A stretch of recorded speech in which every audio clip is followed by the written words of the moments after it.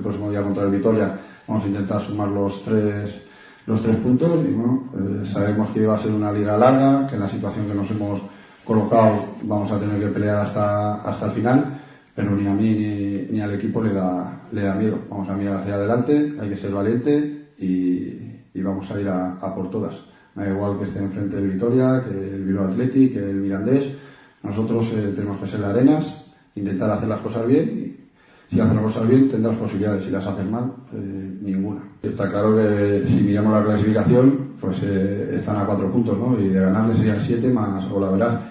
Pero creo que ahora hacer la cuenta de la lechera no sirve de nada. Tenemos que ganar los partidos, sea el Vitoria, sea quien sea, para situarnos en una posición más cómoda, ¿no? Quedan muchos partidos por delante, sabemos que tenemos que empezar desde ya a sumar de 3 en 3 y en ello estamos, trabajando todas las semanas, trabajando todos los fines de semana